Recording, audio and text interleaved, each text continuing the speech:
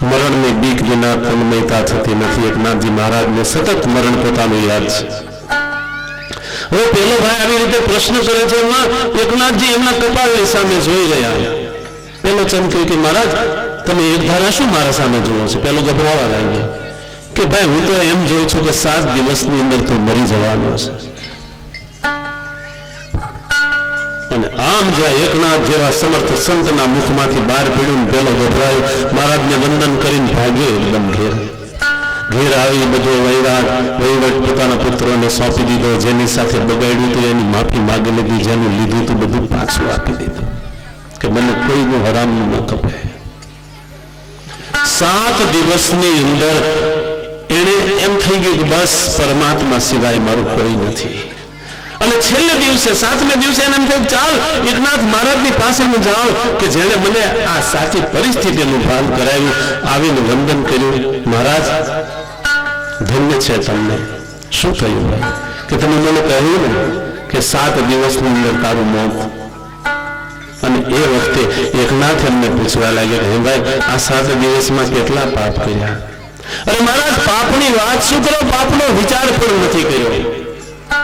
અને એ વખતે એકનાથ ખડખડાટ હસી પડ્યા, કહેવા લાગ્યા ભાઈ મારી એકાગ્રતાનું કારણ આ છે મારું મોત. 7 માંથી કોઈ પણ એક દિવસે મોત થવાનું જ છે. પણ મનુષ્યને તો એમ થાય છે કે હું જન્મ હવે પછી હું મરવાનો જ નથી. સંસાર મુસાફિર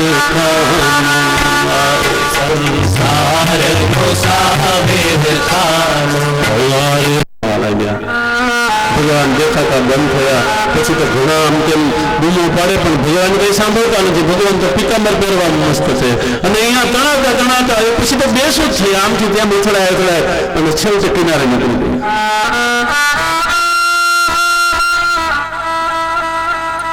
હવે એમાં બન્યું એવું કે જ્યાં કિનારે પડેલા ને એ ગામની અંદર રાજાનું મરણ થઈ ગયેલું અને લોકોએ હાથણી શણગારેલી કે જેના ઉપર હાથણી કળશ ઢોળે એ આપણો રાજાના હાથણી આખા નગરમાં ફરી તો કરી પછી આવી નદીને કિનારે ફરતી અને જ્યાં સુદામાં પડેલા હતા ને એની ઉપર આવીને કળશ ઢોળે અને આ લોકોએ જય જયકાર કર્યો કે આપણા રાજા છે.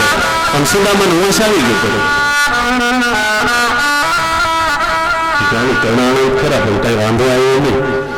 એટલે રાજા ત્યાં રાજા થયા પછી તો એનું લગ્ન થયું ને એક રાણી ઘણી બધી રાણીઓ થઈ ઘણા બધા દીકરાઓ થયા.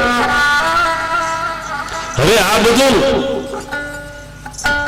સુખ તો કેટલા દી હોય, તડકાન છાયા જેવું ઘડીકમાં આવે ને પાછું જતું રહે.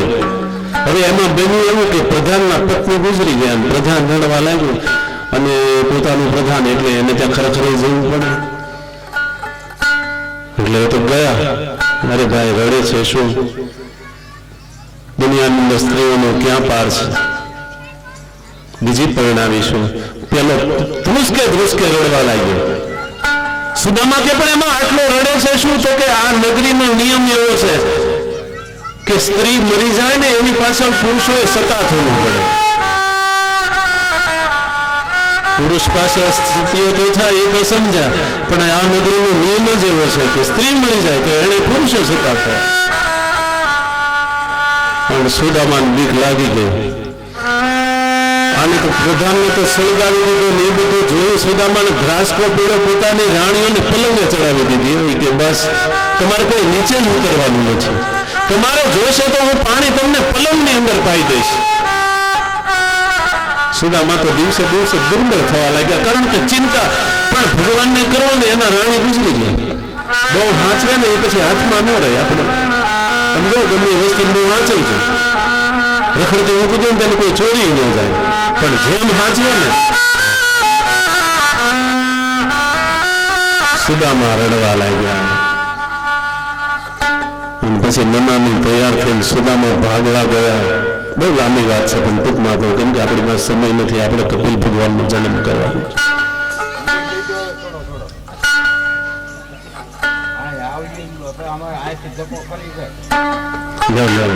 લઈ લે.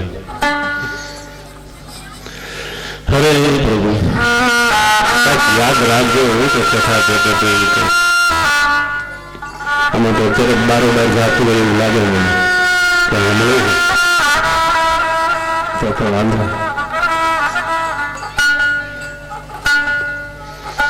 મને પહેલેથી કીધું દાદા હું મને મોઢે બેસી તો બધું આવી જ રહે તમને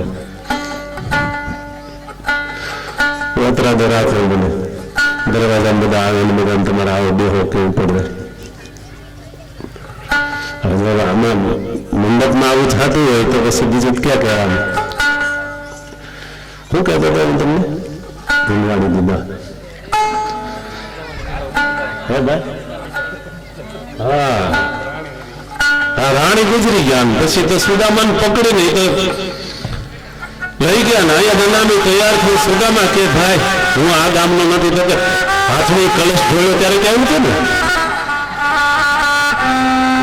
એ તો આઈનો જે બને એને બધાને નિયમ લાગુ પડે તો પણ તો એક કામ કરો આ બ્રાહ્મણ નું દેહ છે એક વાર મને નાઈ લેવા દે અને 15 ઘોડે સલારો હાથમાં ભાલા લઈને કે નાઈ લો એમ કઈ આમાં ના નહીં પાડી. અમે બ્રાહ્મણના દીકરાને અમે એની છેલ્લી ઈચ્છા પૂરી કર્યો અને સુદામાં નાવા પડ્યા તો પડ્યા શ્વાસ ગુંગળાવા લાગ્યો કે બહાર નીકળી ગયું ભલે આમાં મરી જવું પડે ખડકવા કરતા ડૂબી મરી જવું અને પછી રહેવાયું નહીં. અને આમ જ્યાં બહાર નીકળ્યા આખો બાખો ગયો થઈ ગઈ પણ ભગવાન તો પિતાંબરને ઘર રડવા માંડ્યા. ભગવાનને કે પ્રભુ આ તો કે શું કે નથી હું તને કહું તો શું છે.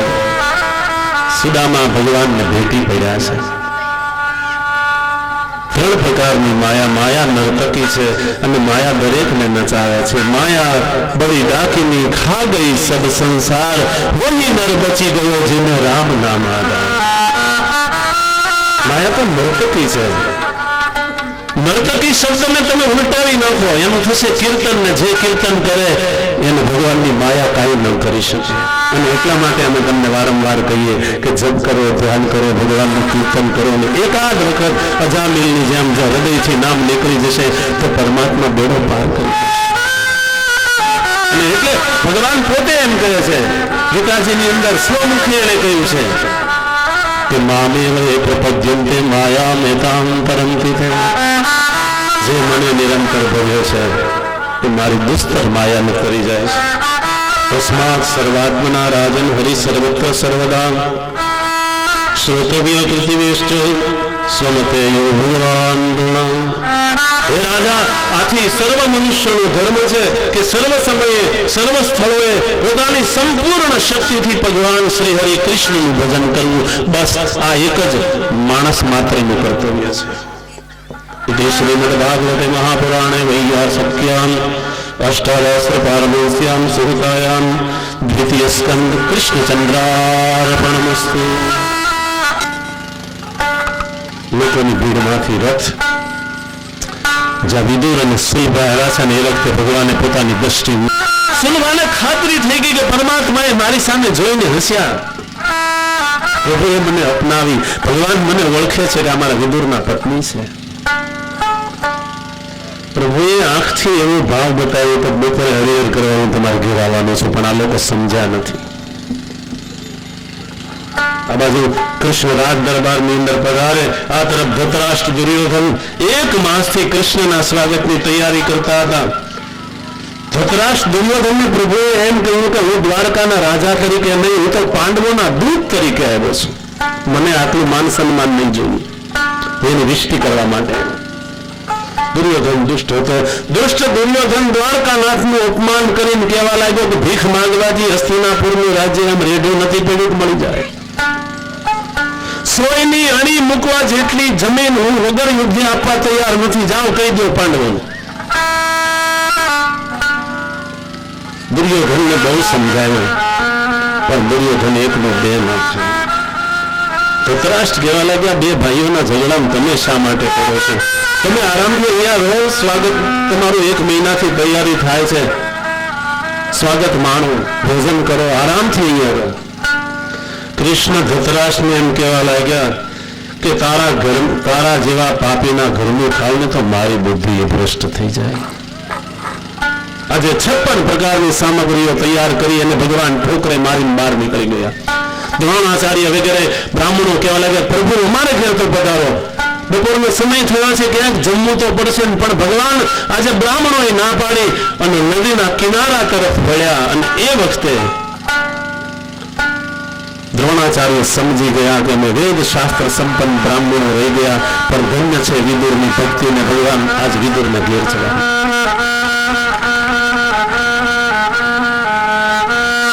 સુલભા બાજુ ભગવાનને વિનવે છે, હે કનૈયા, તારા માટે અમે સર્વસ્વનો ત્યાગ કર્યો, તું અમારે ત્યાં નહીં આવે.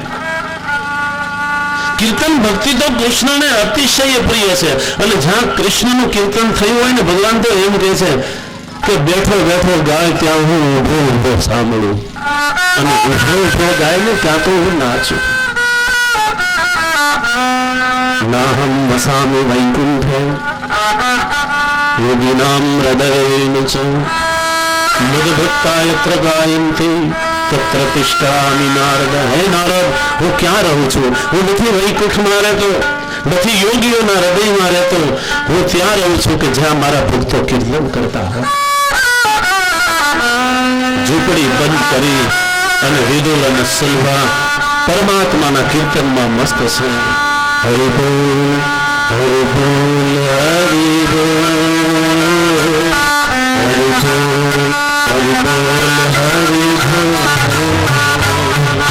પણ પછી તો થાક્યા, બાનું ખખડાયું, કાકા હું ગાણો. એવું કીર્તન કરો કે ભગવાન આવીને તમારું દ્વાર ખખડાવે. વિદુર કહેવા લાગ્યા કે દેવી, બાળકો બોલ્યું એવું મને લાગે છે. બંને માણસો એકદમ ઉભા થયા, જ્યાં ઝૂંપડીનું દ્વાર ઉઘાડ્યું ને ત્યાં તો કીડીને ઘેર આજે કુંજર મહેમાન થયા છે. સ્તબ્ધ થઈ ગયા બંને દરવાજાની અંદર. જેની કલ્પના ન કરી હોય એકાએક આપણી સામે આવીને ઉભો રહે, કેવું થાય?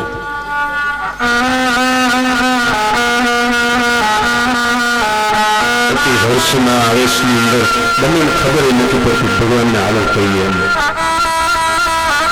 ચિત્રમાં ચિત્રે લાવવા એમ સ્તબ્ધ થઈ ગયા. ભગવાને બંનેનો હાથ પકડીને વચ્ચેથી પસાર થયો, પોતાને હાથે ખીટીયાથી આસન ઉતારી અને પાથરી પોતે બેઠા, અને વિદુર અને સુલભાને બેસે.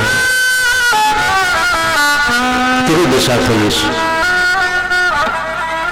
ભગવાન એમ કે છે કે હવે હું ભૂખ્યો થયો છું, મને કઈ ખાવા આપો. ભક્તિમાં કેટલી શક્તિ છે કે નિષ્કામ ભગવાનને સકામ બનાવી દે. ઉપનિષદ તો એમ કે છે કે ભગવાનને ભૂખ નથી લાગતી. ઉપનિષદ ખોટું નથી, ઉપનિષદ સત્ય હકીકત જાહેર કરે છે કે નિષ્કામ ભગવાનને ભૂખ નથી લાગતી, પણ ભગવાન નિષ્કામ ભક્તિ જોઈને ભગવાન સકામ બને છે, અને ભક્તનો ભાવ જોઈ અને ભગવાનને ભૂખ લાગે. તમે દુર્યોધનને ત્યાં જમીન નથી આવ્યા? અરે કાકા, તમે જેના ઘરનું ન ખાવ એના ઘરનું હું થોડો ખાતો છું.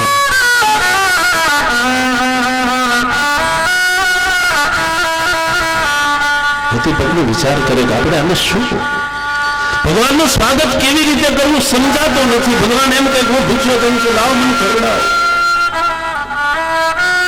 તપસ્વી જીવન ગાળે કેવળ ભાજીનો હાર. વિદુરને સંકોચ સાહેબ, મારા ભગવાનને આવી ભાજી મારે કેમ ખવડાવી? પણ ત્યાં તો પછી ભગવાન પોતે ભૂખથી એવા વ્યાકુળ થયા, ભગવાન ખુદ ઉભા થયા, અને ચૂલા ઉપર જે પાટીઓ ચડતો હતો ને એ પાટીઓ ભગવાન ઉતારી લીધી પોતાના હાથ.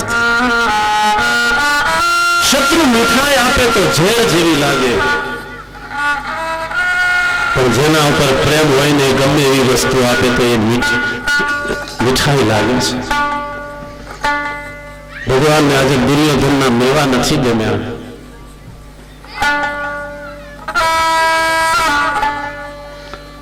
दुर्योधन का मेवा त्यागी साधुवी दूर गरो खाई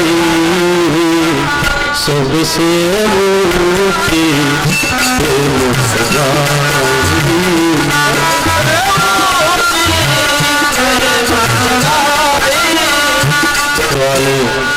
દુર્યોધનના મેવા છોડી અને પરમાત્માએ વિદુરની બાજી ગઈ. અને એટલા માટે જ આપણે ભક્તો બધા ગાય છે, પ્રેમની નામ લીજો ભગવાન, પ્રેમના ભૂખા પ્રેમની નામ લીજો ભગવાન.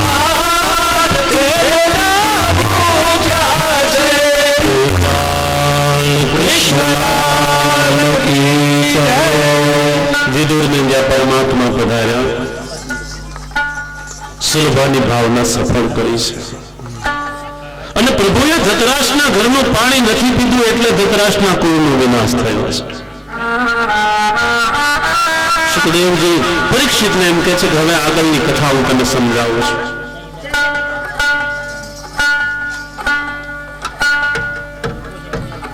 દુર્યોધને પાંડવોનું રાજ્ય હરી લીધું. પાંડવોને વનવાસ મળ્યો. વનવાસમાંથી આવ્યા બાદ યુધિષ્ઠિરે રાજભાગ માંગ્યો પણ ધૃતરાષ્ટ્રે આપ્યું નહીં. ભગવાન કૃષ્ણ વિષ્ટિ કરવા આવ્યા પણ દુર્યોધને એનું કહેવું માન્યું નહીં. સલાહ માટે વિદુરને બોલાવવામાં આવ્યા અને વિદુરે ધૃતરાષ્ટ્રને ઉપદેશ આપ્યો છે. પણ છતાંય ધૃતરાષ્ટ્ર એનું માનતા નથી. આ ઉપદેશ જે વિદુરે આપ્યો એ વિદુર નીતિ નામે આજે પણ ઓળખાય છે. જે બીજાના ધનનું હરણ કરી લે એનું નામ ધૃતરાષ્ટ્ર. ધોની આંખની અંદર પૈસો હોય એ આંખ હોવા છતાં આંધળો કહેવામાં આવે છે.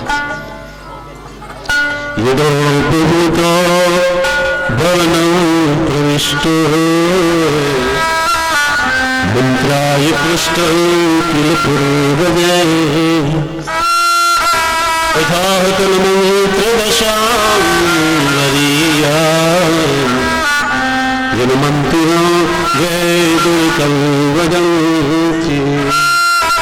વિદુરજી ધૃતરાષ્ટ્રને એમ સમજાવે કે ભાઈ આ દુર્યોધન એ તારો પુત્ર નહીં પણ તારું પાપ પુત્ર રૂપે આવ્યું છે. શાસ્ત્રમાં તો એમ કહ્યું છે કે દીકરો દુરાચારી થાય ને તો સદાચારી માતા પિતા હોય છતાં એની દુર્ગતિ થાય છે. ચોરી વ્યભિચારને મહાન પાપ માનવામાં આવ્યા છે. દુર્યોધન એવો દુષ્ટ હતો કે દ્રૌપદીનું સ્વરૂપ જોઈને કાયમ બેડા કરતો હતો.